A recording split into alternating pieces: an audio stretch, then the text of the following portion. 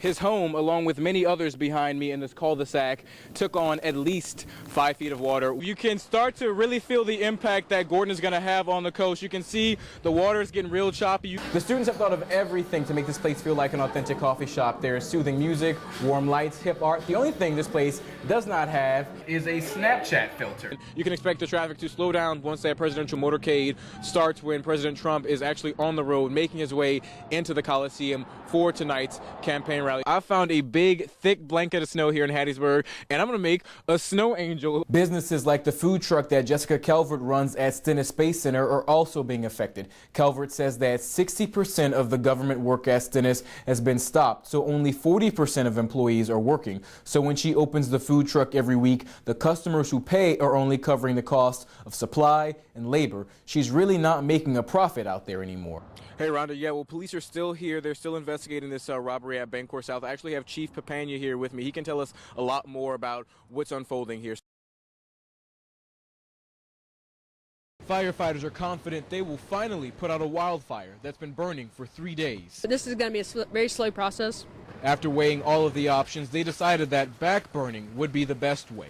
The way the back burn works is pretty simple. So all this area that's been turned to ash, the back burn has eaten it up. So once it moves further into the wooded area, it's going to join the main fire that's been burning for 3 days. And once those two fires join and there's nothing left to fuel the flames, they're going to cancel each other out. The direction the wind is blowing will help to push the back burn deeper into the forest. And the timing couldn't be better. Because tomorrow the wind is not going to be in our favor. The back burn line sits directly behind the Shady Acres RV park. People living there say they were shocked to see the flames that close to their homes. Well, the first time I've ever seen it in my life, you know, here, been 15 years. Firefighters said there was no need to make people leave the park, just for them to keep an eye on the ember. They told me to hold my area down, put water on top of my trailer, all that nature, and keep everything moist and wet so fire, if it does come. The county jail is in the line of fire too. Sheriff Ricky Adams says he has been doing his part all weekend to keep the flames at bay. We've had our inmates going around the fence, cutting all the debris back away from the fence. So now firefighters have to wait it out until the smoke clears. It's going to be a while before it's eventually all the way out. Drug runners use nearly every single interstate and highway system in the country to move drugs from one place to the next. And what may surprise you is that this stretch of I-10 in South Mississippi is one of the most popular routes. Now, I rode along with a police officer today and learned that on any given day, they can stop a car and find anything from a bag of marijuana to bricks of cocaine and heroin. It's very rare that we don't have something going on every month, you know, something major, a major bust of some sort. Lieutenant Brandon Hendry is one of Harrison County's criminal interdiction officers. Part of his job means he has to patrol the interstate looking for smugglers and traffickers. There's no secret formula that we use to try to identify cars or people as they pass by. Interstate interdiction typically starts with a routine traffic stop. We use our training and experience to take that traffic stop one step further to detect criminal activity. The officers can get training in high-intensity drug trafficking area programs led by agencies like Homeland Security. The officers are taught to look for certain signs that could point out possible drug trafficking. Are they nervous? How's the car registered? There's a lot of different things that the interdiction officers are taught to kind of look for when they actually make a traffic stop. If a search is warranted, they also learn to look for hidden compartments that may be storing drugs or other illegal items. I've seen compartments anywhere you can imagine in a car. Drug smugglers take drugs or money and place them inside of the tire, inflate the tire with air, and put the tire on the car. Agents with the DEA and Homeland Security consider what local officers see to be a microcosm of a bigger problem. That's why the local officers and the feds work together and report to each other about what activities they uncover on the interstate. In other words, did we do more than just take money and drugs? Did we actually take out what we would consider to be the head of an organization so that the organization cannot function anymore? Agent Jerry Miles with the DEA says it's important for the public to see local police working hand in hand with federal agents to keep the interstates and highways clear of drugs that would otherwise end up in your community. Reporting on I-10, Ray Price, WLOX, News Now.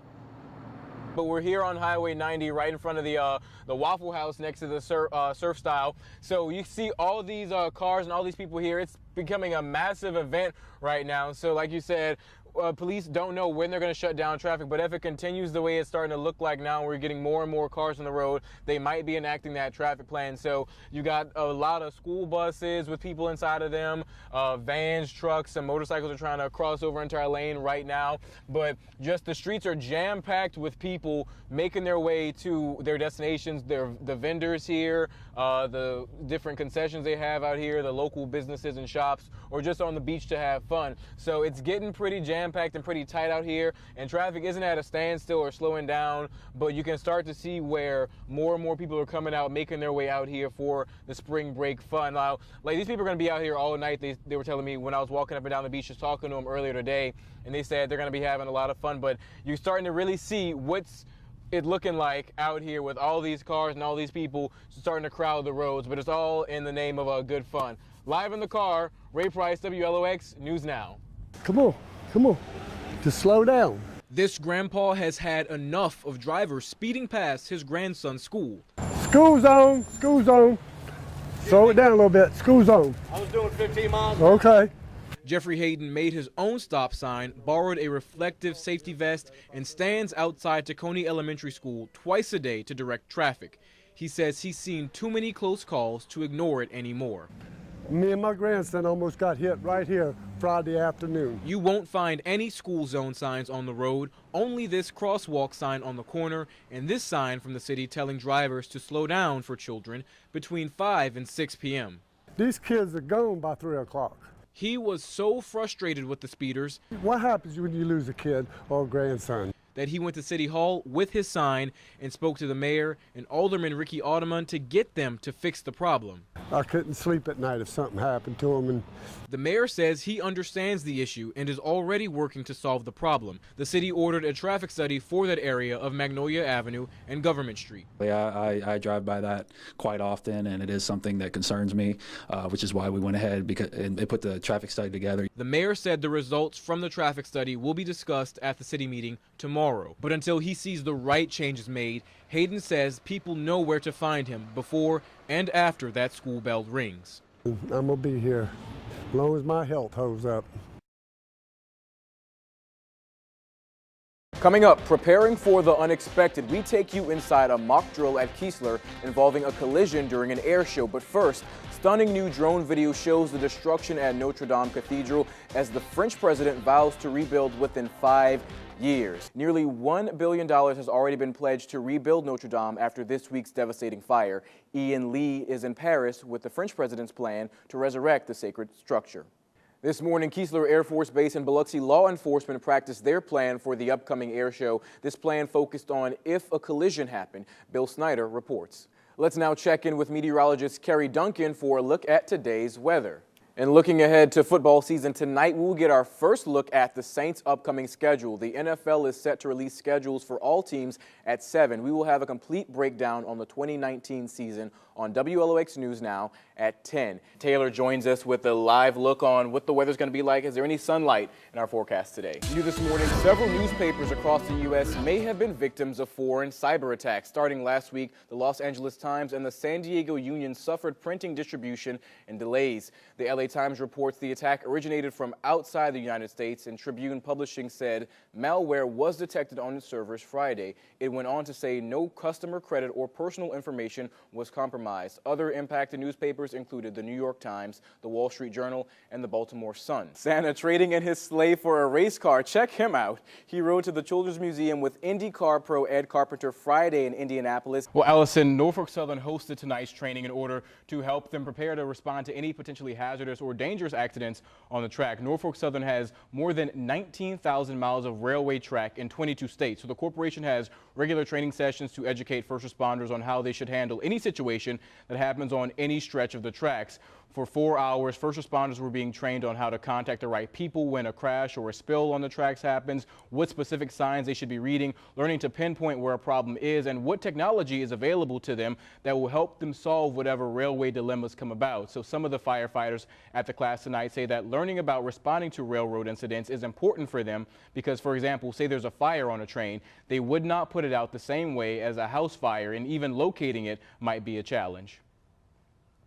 Putting water on fire is a lot of times not the best move, which is really hard for firefighters to understand that. That's why this training is going to be valuable. Just other things like locating where the mile markers may be. They're in reverse. They run from north to south, whereas we're used to dealing with things like interstates that run south to north. And the training officer from Norfolk Southern says that when responders are properly trained, they know how to recognize certain issues that can protect their community when a problem presents itself and maybe even before any problem even occurs. And there is another training session tomorrow evening at 6:30 in Picayune at the fire department on Adcox Road. Bank of America and Target are just two of the most recent companies to announce their intent to raise their employees' minimum wage. And new research is showing that nearly 75% of people in Mississippi also are wanting to get in on a raise on the state's minimum wage too. According to a statewide survey done by Millsaps College and Chisholm Strategies, 72% of people in the state are supporting raising the minimum wage, while 24% do not. And even though it seems like a lot of people support raising the state's minimum wage, which has been sitting at $7.25 for the last decade since 2009, there is some division on just how much the minimum wage should be raised. So of that 72% of people from the survey who say, yeah, let's go ahead and raise the minimum wage, 19% are saying, let's shoot for $15 an hour. 36% say they would rather see it at $10 an hour, and 17% think it should rest somewhere in the middle at $12.50. So 24% of those people are saying no increase, and the other 4% in the survey are saying they're just unsure of what should happen. And there may be a number of reasons why these companies and employers are seeking to pay their employees a little bit more. According to the Department of Labor, unemployment in the U.S. is at one of the lowest rates it's been in decades at 3.8%, making it crucial for these jobs to not only attract but to also retain their workers, which may explain why these companies are looking at hiking the base level pay in a tight labor market. Over the next 2 years, Bank of America says it's going to raise its employees' minimum wage to $20 an hour. Starting on May 1st, employees will be getting paid $17 an hour, according to the bank. And Target also said it's going to raise its minimum wage to $13 an hour starting in June, gradually getting it up to $15 an hour for their base level pay for their employees. And they're not the only ones who are doing so. So Chase, Walmart, and Amazon have all announced their intention to raise their minimum wage, or they've already raised their minimum wage. So I want to know what you think. I know we don't have any Bank of America branches in Mississippi, but we have a lot of Walmarts and Targets. So do you think that raising the minimum wage in the state is a good idea? Is it a bad idea? Yes, no? Tell me what you think in the comment section below, and let's have a discussion.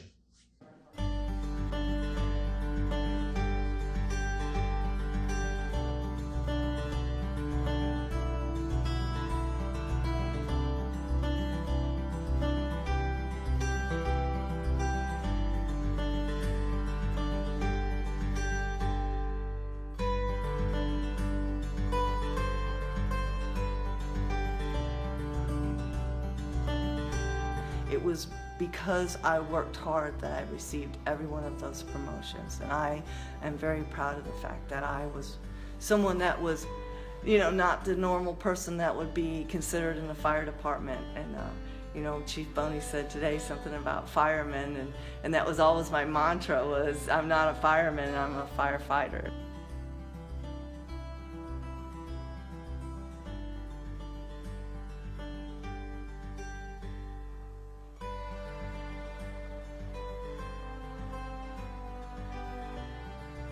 I had to endure and work hard to make sure that I could handle all of that.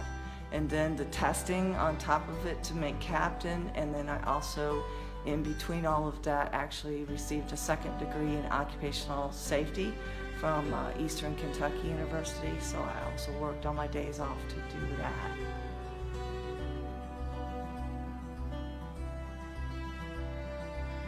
There is never a chance that you're going to be without your team, and so I didn't really feel like that. I think the hardest part about retiring has been the fact that I'm doing this all by myself, and I'm so used to working with a team.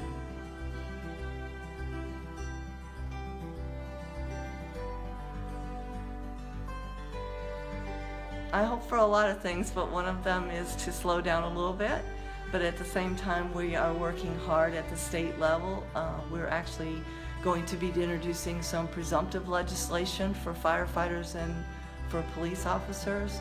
So I've already started working on that, and I'm going to be opening a consulting business for grant work.